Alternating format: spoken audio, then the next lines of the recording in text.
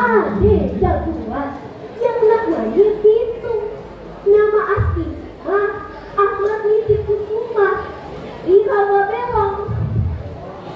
Dia jago bener main silatnya. Diajari sama gurunya namanya Haji Naipin. Badannya kebal, kagak mempan sama senjata. Makanya dia sokor banget.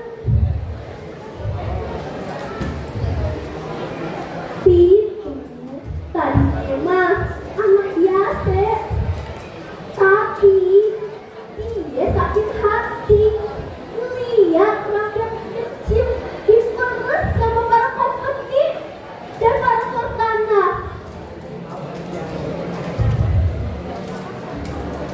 Rakyat disuruh kerja paksa, pajaknya mahal, mana hidup susah. Makanya entuh Pitung terima. Dia jadi manfaatin para kompeni dan orang kaya yang jahat. Akhirnya Pitung ngerampok. Tapi duit hasil rampokannya bukan buat dia sendiri. Dia bagiin ke rakyat miskin yang lagi susah. Makanya rakyat Betawi sayang banget sama si Pitung. Tapi nih ya, kompeni benci banget sama si Pitung. Mereka pengen nangkep si Pitung. Mereka pakai segala cara buat nangkep dia, tapi kagak pernah berhasil. Si Pitung kan pinter ngeles, kadang hilang, kadang tahu-tahu udah ada di tempat lain. Lama-lama kompeni kesel juga sama dia.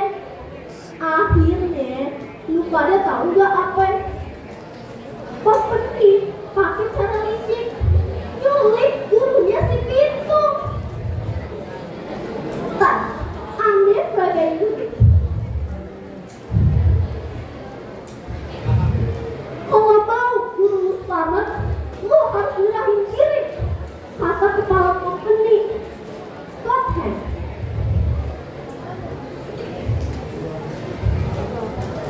Pitung emang jago, tapi dia kagak tega lihat gurunya disiksa sama para kompeni.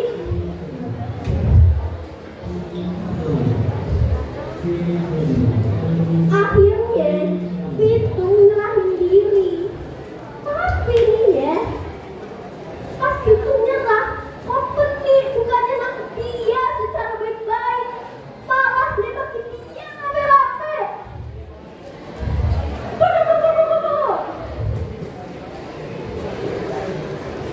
Pitung masuk ke ngelawan, tapi kompeni udah tahu kelemahannya.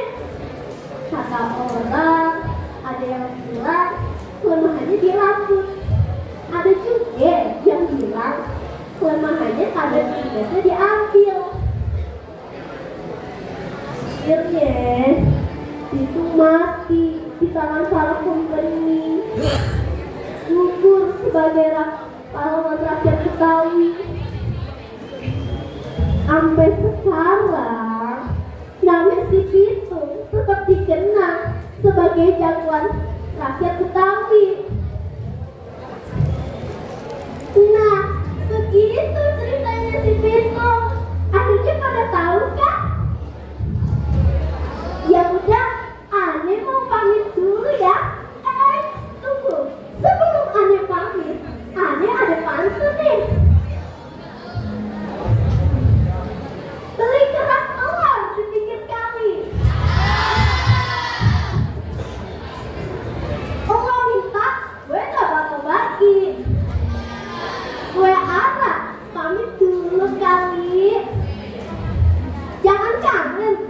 Harus balik lagi. Masalah